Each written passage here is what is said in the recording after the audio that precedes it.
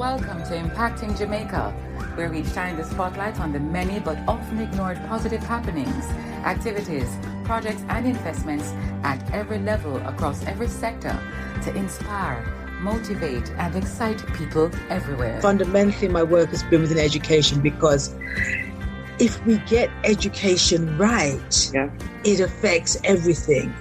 And the ability to critically analyze the world that you're in, to be able to ask the right questions, to be able to feed yourself properly, to be able to eat properly, to understand the science of diet and everything else comes from education. And education doesn't always have to be formal, but it does.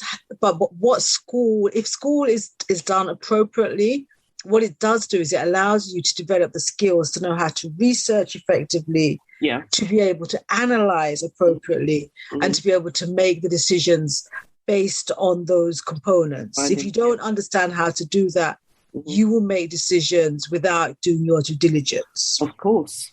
Yeah. So when I first came across you, yes, you were working in Malaysia. But before we get to Malaysia, so after you've done teaching, you said that you developed school, or you led school development programs. What kind of programs were you developing? So the programs where I've worked and led on school development and building capacity have always been within a very clear guideline, which is to engage teachers, middle leaders and senior leaders to embrace a 21st century approach to education.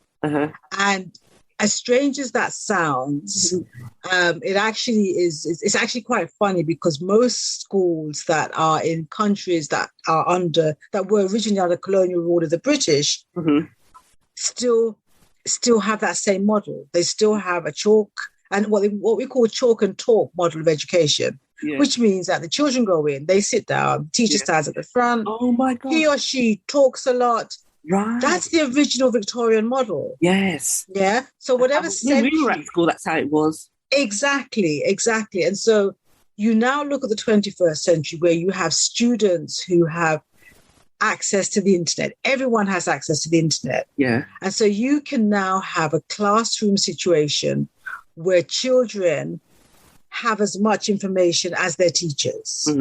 Yeah.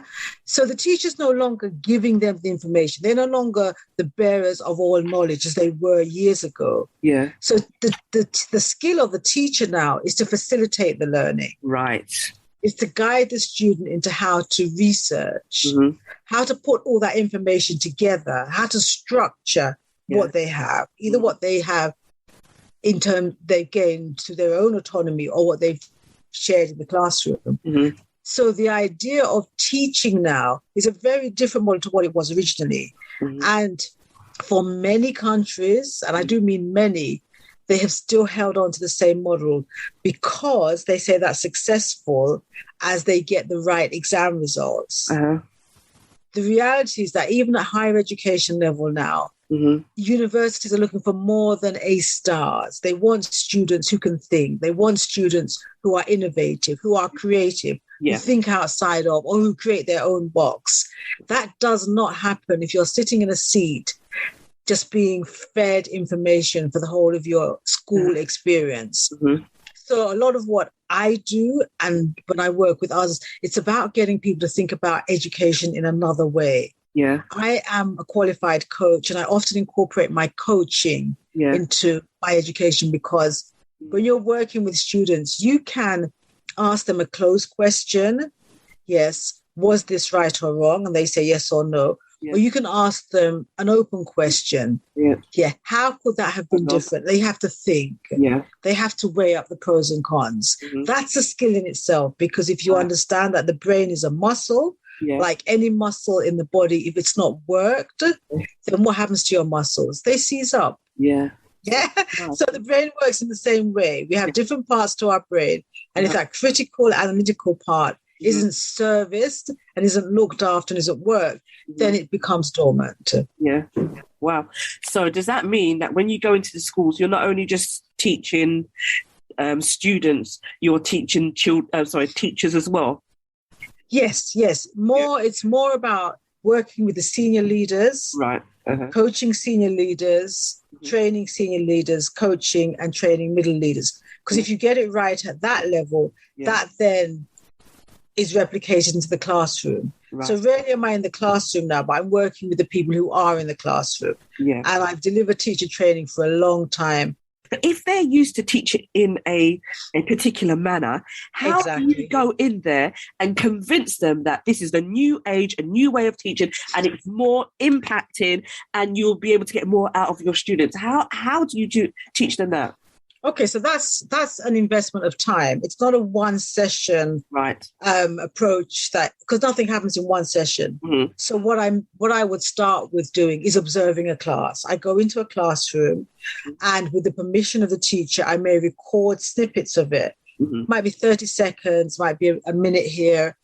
And then I would sit down with that teacher, and I would have scanned the classroom in that recording. I would say to them, okay, look at the levels of engagement. Yeah. Who have you captured? Who hasn't? Who's with you on this journey? Who's not? Mm-hmm. And if a teacher's standing at the front, invariably they miss the students at the back. I've been in classrooms where students at the back have literally gone to sleep. Mm-hmm. Fast asleep. Yeah. Yeah. And so when you're teacher training, you know that, okay, one, you've got, depending on the demographic of your students. So if they're poor students, they may come to school without breakfast. Yeah. Yeah. So some schools counter that by having a breakfast program, which obviously helps because the body needs fuel to be able to work. Yeah. If you're teaching a lesson after lunch where students have eaten, their energy is in their stomach. It's processing the food.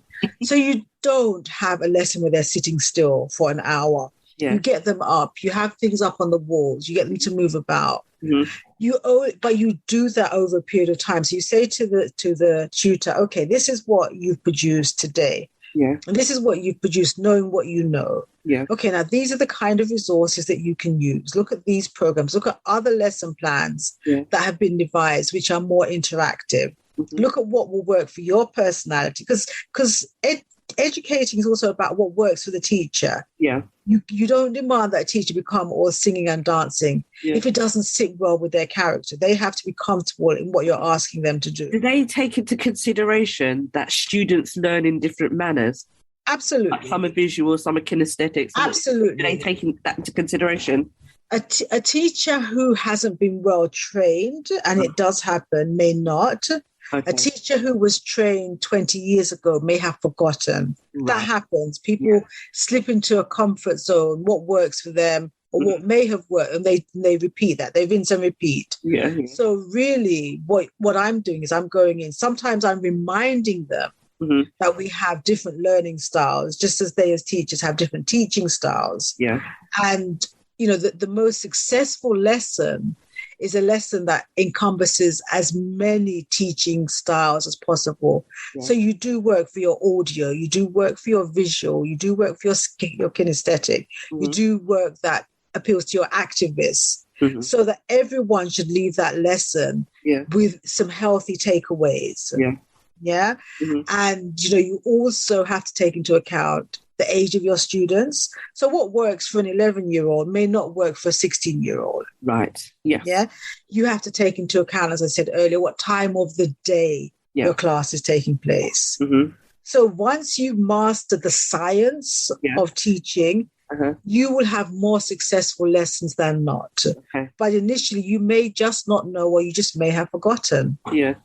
So how do these teachers accept you as somebody who's coming from abroad, coming in and basically rearranging their whole teaching program? How do they handle that?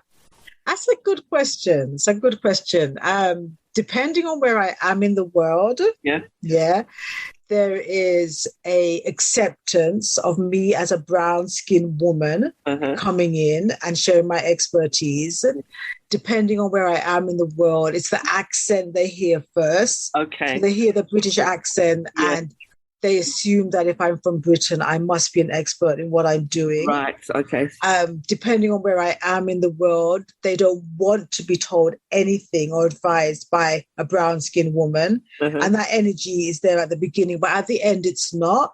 because once they have incorporated what we've discussed, they will see that it's for their benefit. Right. And there are different hurdles to go over. As an international consultant, there are always those hurdles to go over. Racism is global. Yeah.